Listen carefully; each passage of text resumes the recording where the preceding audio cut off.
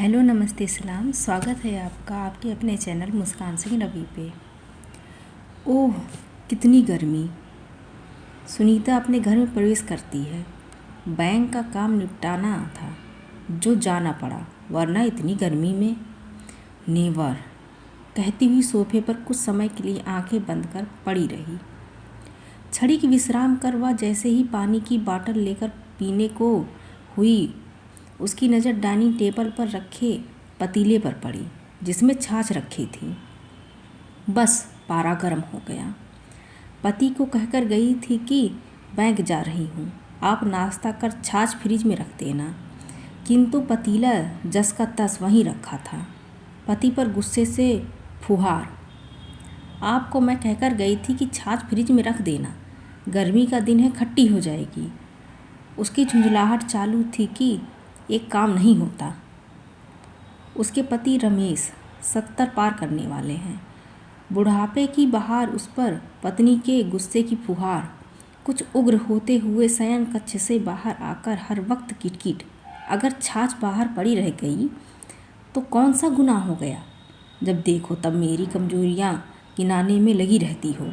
सुनीता चुप हो जाती है, क्योंकि इसमें भलाई है, वरना बात बढ़ जाएगी। शाम को बेटी जो शादीशुदा है पास में ही रहती है, प्रतिदिन ऑफिस से आकर उनकी तबीयत की खोज खबर ले लेती है और वहीं से अपने घर चली जाती है। उसके आते ही सुनीता ने सुबह के कहा सुनी की चर्चा की। तेरे पापा सुनते ही नहीं, मैं कहाँ कहाँ पहुँचूँ। बेटी ने प्यार से कहा, अम्मी खट्टी छाछ की कढ़ी बना लेना। सुनीता हंस पड़ी और कहने लगी, वो तो अब मैं कर ही लूँगी। दूसरे दिन खाने की टेबल पर सुनीता ने जब खाना परोसा, रमेश ने कहा, वाह कढ़ी बनी है, मज़ा आ गया। चटकारे लेकर उन्होंने खाया। शाम जब बेटी आई तो उन्होंने कहा, तेरी माँ ने बहुत अच्छी कढ़ी बनाई है, तू भी थोड़ा खा ले। उनका वह निर्दोष और निर्मल मन देख सुनीता सब भूल गई।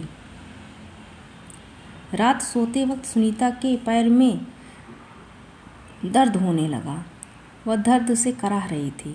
रमेश जो दूसरी तरफ मुंह फेरे सो रहे थे, धीरे से पूछा, बाम लगा दूं?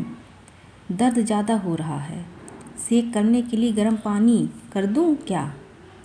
यह कहते हुए उन्होंने पलटकर सुनीता की ओर देखा और तुरंत उठकर पेन किलर दी और गर्म पानी करने को किचन की ओर लपके। यह कहते हुए, सारा दिन भाग दौड़ करती हो, काम तो होता रहेगा, आराम कर लिया करो।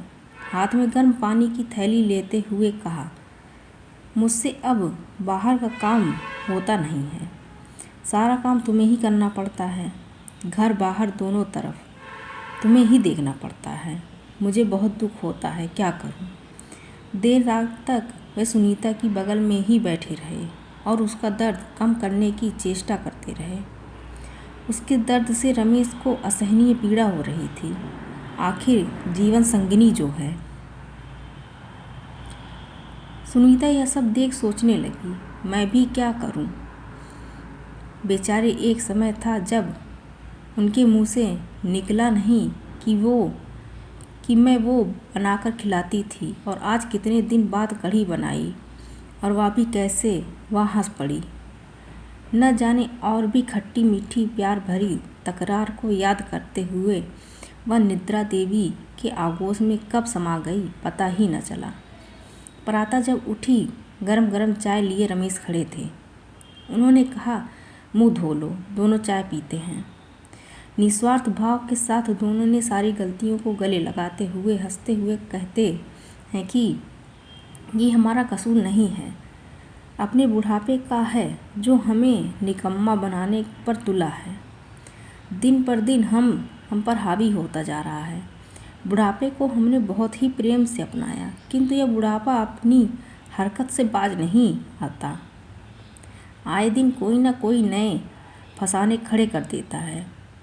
अगर हम अपनी जवानी को याद करने की चेष्टा करते हैं, मसलन कृत्रिम तरीके से बाल काला कर लेते हैं, तो वह कुछ दिनों में मुंह उठाए वापस आ जाता है। हमने उसे अपनाया, किंतु वह कदापि हमारी जवानी को अपना न सका। बुढ़ापा हमसे सब छीन रहा है। हमारा शरीर निष्क्रिय हो रहा है। हमारी सारी इच्छाएं, भावनाएं, संवेदनाएं सभी धूमिल कर रहा है। किंतु फिर भी उसे मान सम्मान, इज्जत सब चाहिए। रमेश सुनीता को कहते हैं, देखो तो बुढ़ापा अपना ताज हमारे सिर पर रखकर कैसा इतरा रहा है।